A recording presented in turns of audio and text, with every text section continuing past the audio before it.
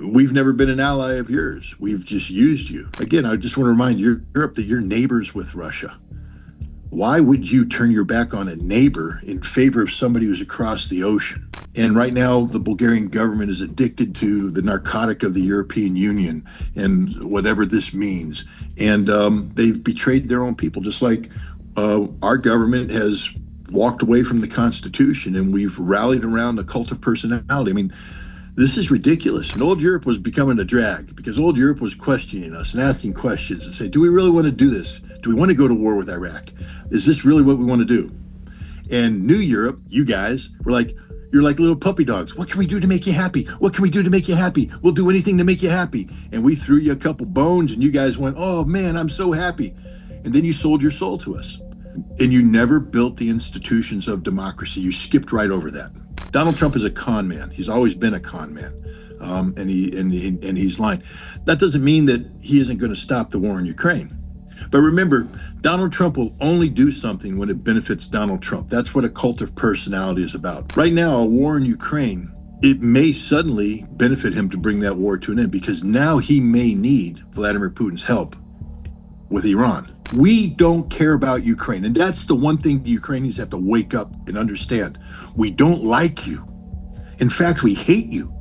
Because if we liked you, even if we were indifferent, we'd say, no, stop. But we hate you. We despise you. And so we're more than happy to let you continue down this path of suicide. And we're not going to stop you. How could you possibly think America's your friend when we let this happen? And we encourage this. It's a joke. You're a joke to us. Die already. We don't care. No tears. Nothing. Няма пряк път към здравето. Няма и пряк път към победата. Има дисциплина и категорични избори.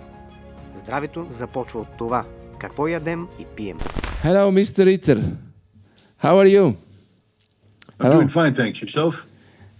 We are fine too, but in Sofia we are waiting for Iranian rockets, maybe. Do you think it's possible Iran to shoot us?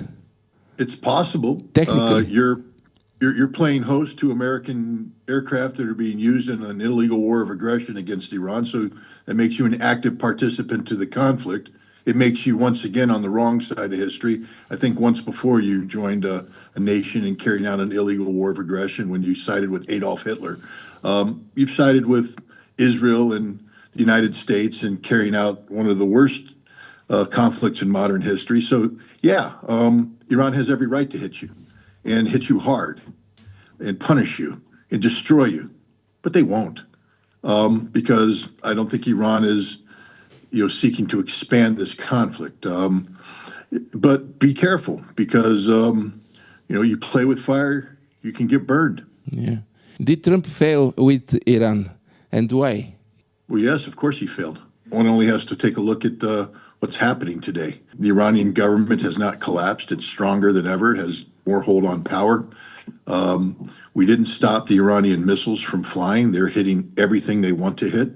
Israel is being punished. Our air defenses don't work. The Strait of Hormuz is closed. Oil prices are going up. Oh, yeah, that's the other thing that's probably going to happen to you. You're going to have an energy crisis, and good luck with that. But again, thank you. Yeah. Okay. Thank you. Yeah. Again, I don't know.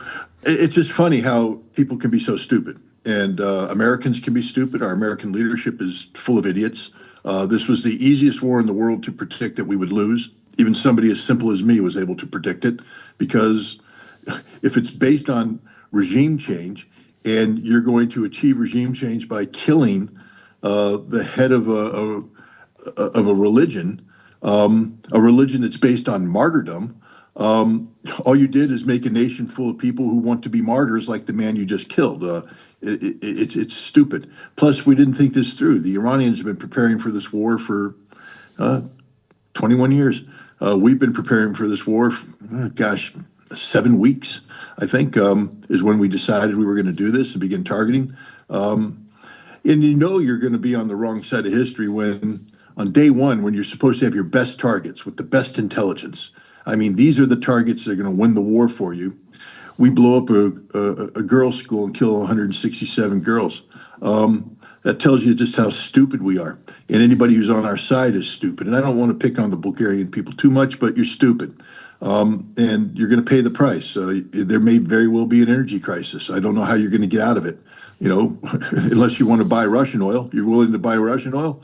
The Russians might sell it to you, but not at a discount. Yeah.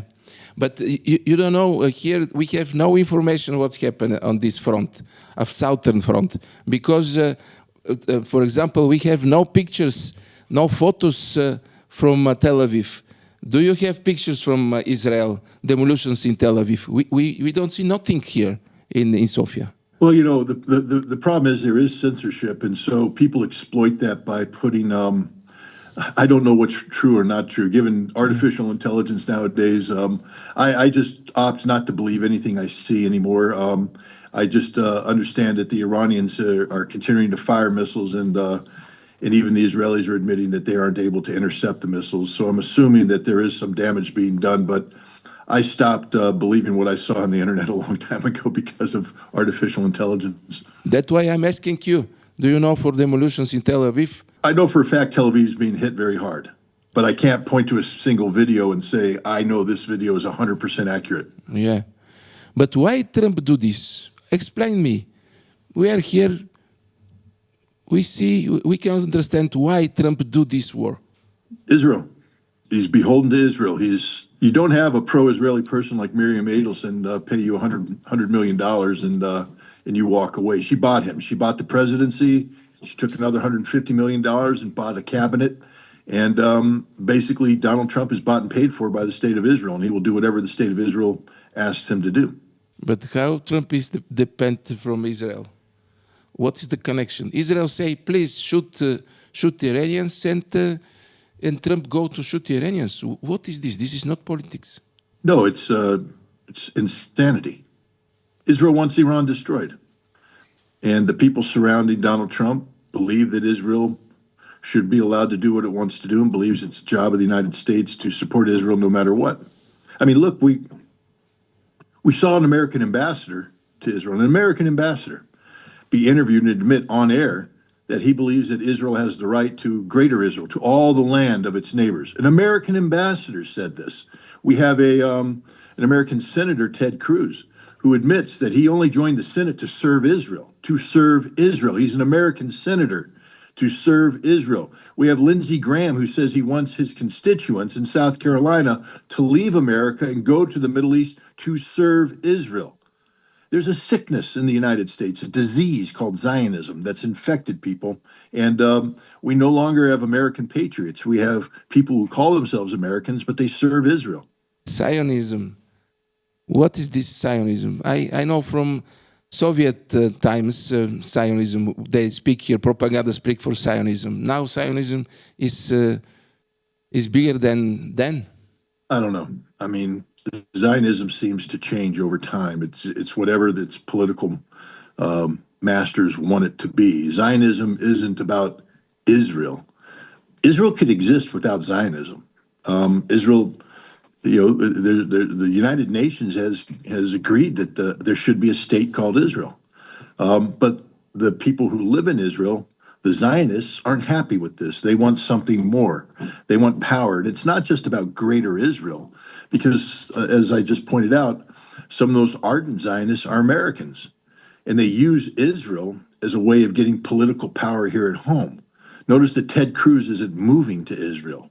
He's staying in America, where he accumulates political power, using Israel as a vehicle to manipulate the American public.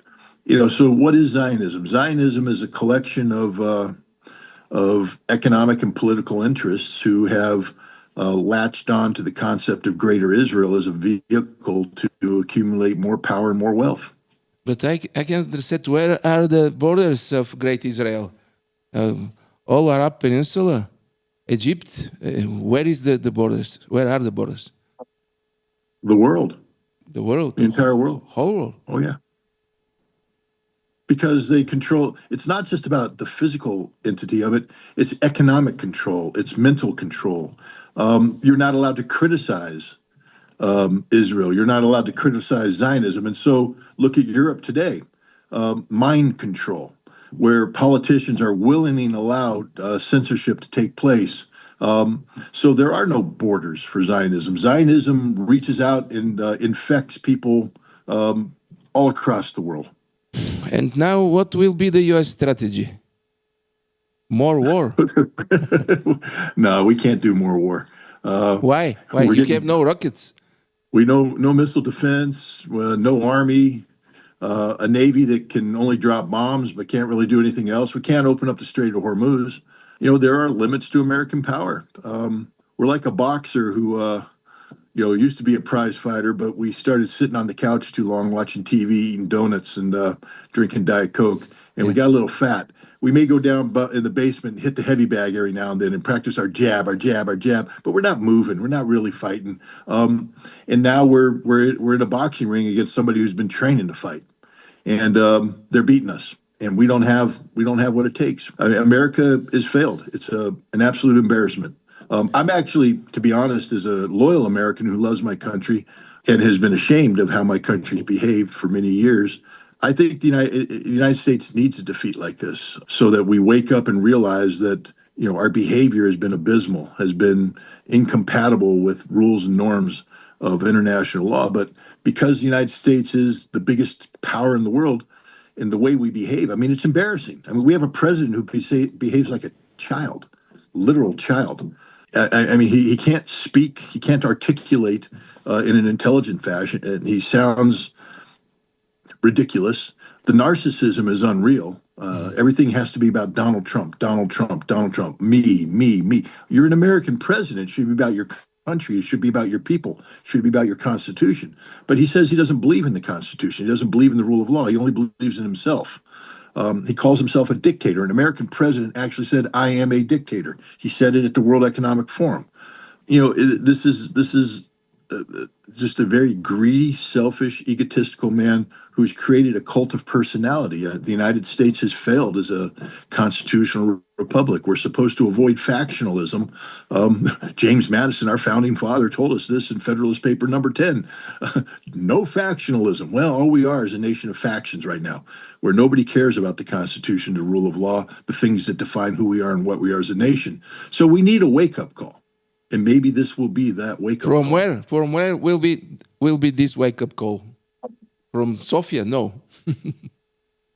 Well, look, I apologize again. You know me, I get a little angry sometimes, and I take it out on. It's not that your government doesn't deserve criticism. It absolutely does. It's a despicable government, just like mine. But the Bulgarian people are like the American people, good people, who want the right thing, who want to live the good life, who want to live in peace and harmony with people. We're just being deserved by our government. So I hope the Bulgarian people understand that I'm not picking on them. No, because you're me. We're in the same boat. I'll say the same thing about the American people as I say about you, about you. And it's not fair because we elect governments that are supposed to represent our best interests. And then these governments take the power, and we give them the power because we trust them. But once they take the power, they don't want to give it back. And right now, the Bulgarian government is addicted to the narcotic of the European Union and whatever this means. And they've betrayed their own people, just like our government has walked away from the Constitution, and we've rallied around a cult of personality. I mean, this is ridiculous. I'm sure the Bulgarian people are familiar with the Harry Potter movies. And you get to the last movie, Harry Potter and the Deathly Hallows, when the Minister of Magic becomes the dictator, and they walk in and that banner comes down, and there's the Minister of Magic staring down at you. We actually have those banners in the United States now. Donald Trump is deploying those banners throughout Washington, D.C. with his face staring down as if he's some sort of godlike creature staring down at the American people. That's a cult of personality. That's not an American president. And so we failed. We've collectively failed, and you guys have collectively failed too. And, we need a wake-up call. I think we're going to get the same wake-up call. I think we're both going to get an energy crisis that is going to cause a lot of problems. Who is the worst president, Biden or Trump? Trump. Biden was bad, but at least Biden pretended that the Constitution existed. You can't be an American unless you believe in the Constitution. Joe Biden governed poorly. Joe Biden made bad decisions. Joe Biden was corrupt. But Joe Biden, I honestly believe, at the end of the day, believe that the Constitution did matter, that the Constitution was important. Donald Trump just doesn't believe in the Constitution at all. What about Europe? Is Europe no longer your ally, who we are?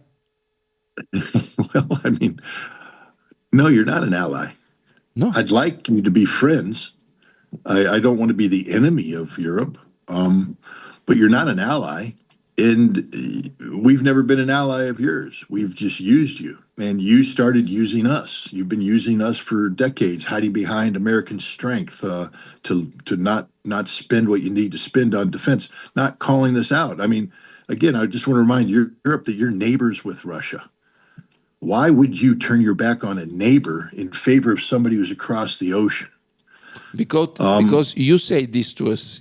Americans say from the embassy, they say, turn your back to Russia. This right, but again, okay, but are you a dog? Sit, heel, lie down, bark.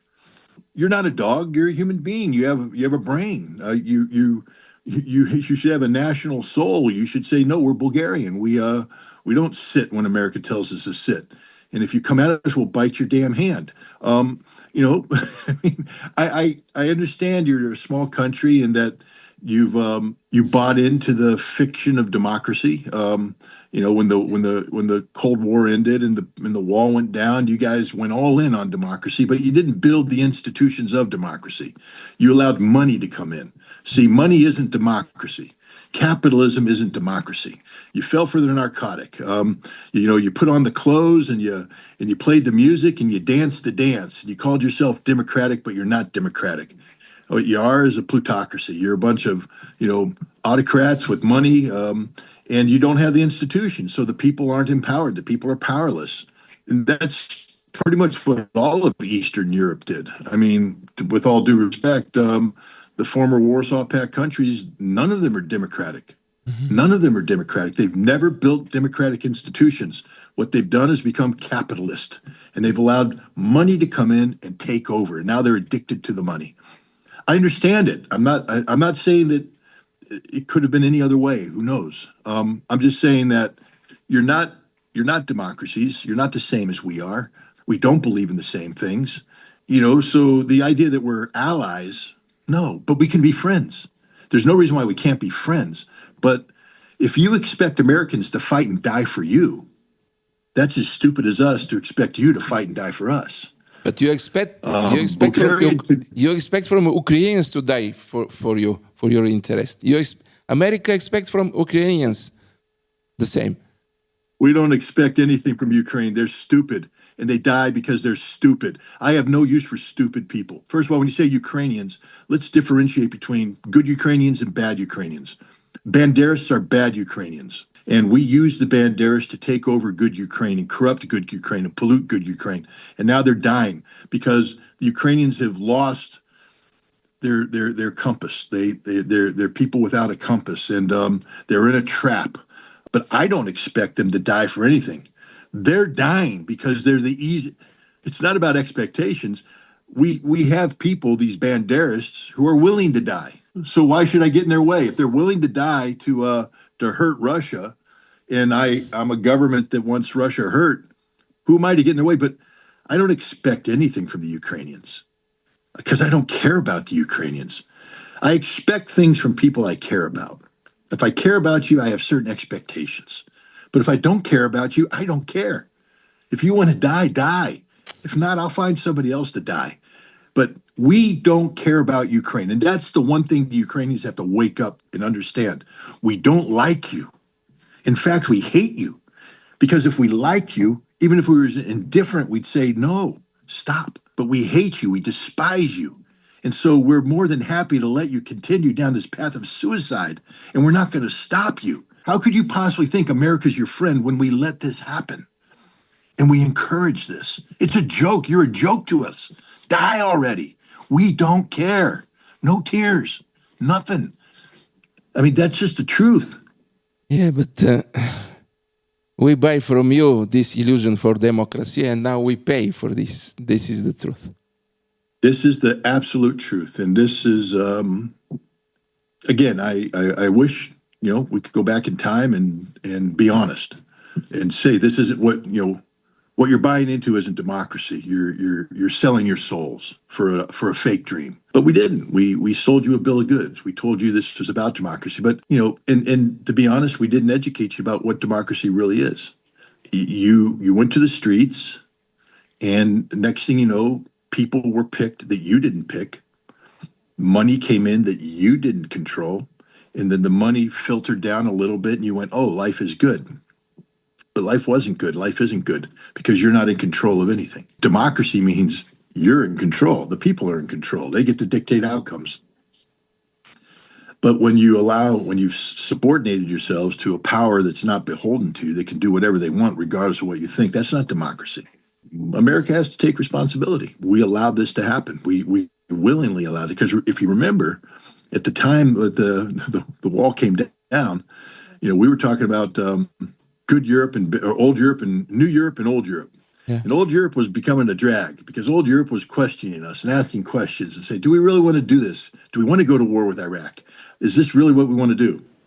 And new Europe, you guys were like, you're like little puppy dogs. What can we do to make you happy? What can we do to make you happy? We'll do anything to make you happy. And we threw you a couple bones and you guys went, oh man, I'm so happy. And then you sold your soul to us. And you never built the institutions of democracy. You skipped right over that. Let's go back to Trump. He promised to stop the war in Ukraine. And now? Well, when a liar promises something, why are we disappointed when the promise is broken? Donald Trump is a con man. He's always been a con man. And he's lying. That doesn't mean that he isn't going to stop the war in Ukraine. But remember, Donald Trump will only do something when it benefits Donald Trump. That's what a cult of personality is about. He will never do something that benefits you. He will only do something that benefits him. So right now, a war in Ukraine, it may suddenly benefit him to bring that war to an end because now he may need Vladimir Putin's help with Iran. And so there might be this grand bargain taking place in the next couple of weeks where America will sell Ukraine down the river, give Russia the peace Russia wants. In exchange, Russia will help Donald Trump extract himself from this Iran fiasco and save face. And then Donald Trump can say, I am the greatest peacemaker ever. I stopped 2 wars. And then he can also say, because I've made such a great peace in the Middle East, I'm able to withdraw all American troops from the Middle East. We no longer have to have American troops in the Middle East. Aren't I the greatest peacemaker ever? This is the kind of thing that we can expect from Donald Trump. He's a coward. He's a bully. Bullies don't like to fight. They like to talk big. But right now, we're not doing very well. Right now, we're paying a heavy price, and our so-called allies are paying an even heavier price. This can't go on forever. Donald Trump, he can't allow himself to be seen as defeated. And so I think you're going to see a lot more violence in the short term, but I think you're going to see Donald Trump looking for an off-ramp.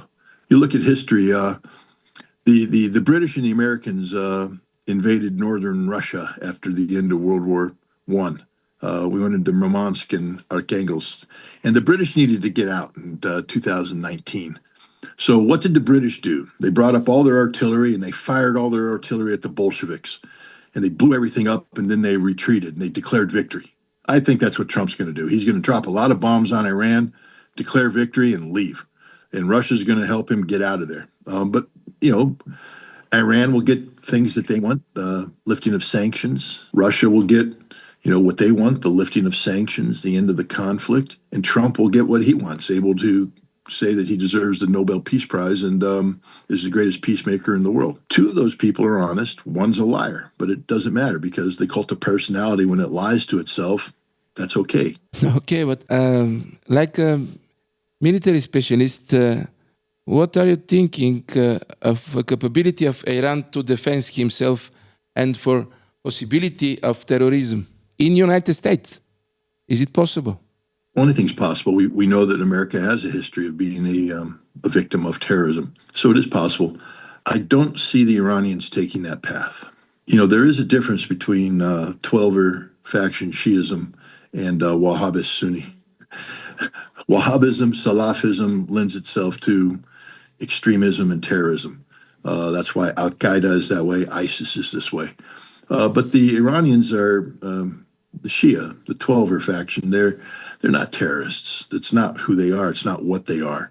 And if the supreme leader doesn't, initiate a jihad, I don't think you're going to see it. There might be individuals who carry out acts, but the concept of organized terrorism being directed by Iran against the United States, I don't see so. I think the Iranians are looking to emerge from this conflict with sanctions lifted and able to enter the international community free of constraint or restraint, having limited American hegemony and punished Israel. Carrying out acts of terrorism against the United States only enrages the United States. I mean, if you want to guarantee that we stay in this war, commit an act of terrorism on our soil. Al-Qaeda blew up the Twin Towers and attacked the Pentagon, and we spent 20 years in the Middle East killing people. Yeah. So if you want us to spend 20 years in the Middle East killing people, we can do that. We've done that before. We're more than happy to do it again. But I actually think that the Iranians know that the United States doesn't want to do that. And so I don't see them doing things to expand this conflict. I see them doing things to make it evident to the United States that we're not going to win this war. And that politically this president has to, because remember, we have midterm elections coming up. Yeah. And the closer we get to summer, the more certain it is that Donald Trump will lose unless he changes something. So I think that's why I said 2 weeks. I don't imagine Donald Trump being able to ride out 2 weeks of economic crisis, high oil prices, food prices, everything. That'll be political suicide. So he's going to need to bring this thing to an end, and then he's going to need to create a fiction that says, I am Donald Trump. I solved all the problems. I'm great. He's lied before. The American people are so stupid, they'll believe it. And maybe he'll win the elections in November. So we'll see. But for Iran, they want sanctions lifted. They want sanctions lifted, and it's absolutely essential. And they're on a pathway to get sanctions lifted because they're winning this war and they can't be defeated. But Iran doesn't want this war to go on for 2 years. Iran's being destroyed. Their infrastructure is being destroyed right now. Horrific damage is being done. They're not going to surrender. They're not going to retreat. But if you can eliminate this war by a day, you just saved 500 buildings from being blown up. 2 days, that's 1,000 buildings from being blown up. And imagine the lives that you saved. So I think the Iranians want this war over too. They're not going to surrender, but they're not going to do something that keeps the United States in the fight. They're going to help the United States realize that they have to find an off-ramp that's acceptable to Iran. Is this the Third World War? How do you see the geopolitical future of this world? Well, if it's a Third World War, it's a very strange one because a Third World War would require the United States to be fighting Russia and fighting China. Instead of fighting, we're talking. Donald Trump is getting ready next month to meet with Xi Jinping, the Chinese president. We're talking. It's a very strange thing that's going on right now. It's not a world war, but it's a war with global consequences. The problem, again, comes down to what we talked to, Israel and greater Israel and Zionism. That's the evil. That's the problem. That's what caused this war. That's not a world war. That's just a world problem. Yeah. So, all right. I got to run because I got somebody at my door. So have a good day. Bye. Have a nice day. Bye-bye.